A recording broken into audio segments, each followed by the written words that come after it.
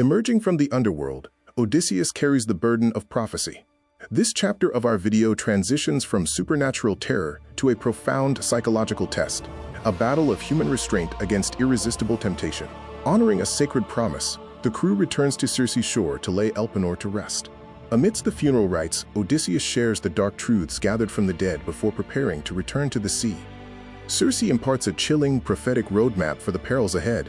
She speaks of the Sirens, the passage between Scylla and Charybdis, and the forbidden cattle of the sun god, a blueprint of doom for the journey. The Sirens are not monsters of brute force, but entities of lethal melody. Their song weaves an irresistible spell, luring weary sailors to their doom in a way the crew has never faced before. Circe warns of a grim paradox of beauty. She reveals that the Sirens' island is piled with the bones of men who, mesmerized by the song, drove their ships into the jagged rocks. Heeding Circe's wisdom, Odysseus melts beeswax to render his men deaf to the melody. This practical defense highlights the tactical brilliance and preparation of a seasoned commander. Despite the mortal peril, Odysseus harbors a human desire to hear the legendary voices himself.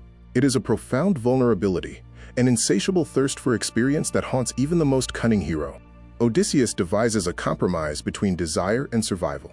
He orders his men to lash him tightly to the ship's mast, allowing him to witness the temptation without leading the crew to ruin. With cold, calculating self-awareness, Odysseus strips away his own future authority. He commands his crew to ignore his pleas once the song begins, trusting his present mind over his future impulses. The wind dies down, and a heavy, suffocating silence falls over the sea.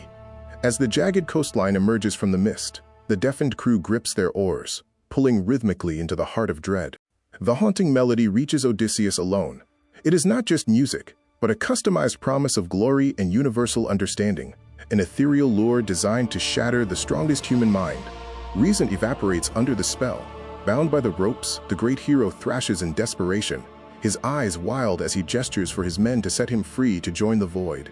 Deaf to the world and to their captain's commands, the oarsmen keep their eyes locked on the sea. In this moment of vulnerability, the unbreakable bond of trust and discipline saves them all.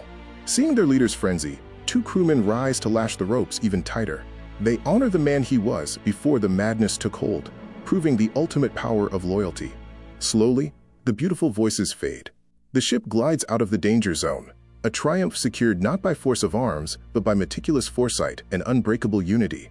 This ordeal serves as a profound allegory for the human condition. It highlights the wisdom in acknowledging our deepest desires, while simultaneously constructing the rigid boundaries necessary to survive them. The myth continues to echo through the millennia. We still use the term siren to describe both a captivating but ruinous temptation and the literal warning alarms found in our modern cities. Though the crew finds relief after passing the Sirens, their respite is fleeting.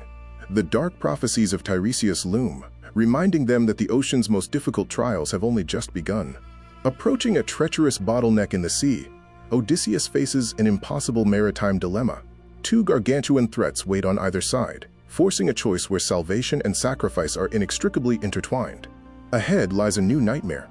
In our next episode, we explore the impossible choice between the multi-headed terror of Scylla and the abyssal, crushing vortex of Charybdis.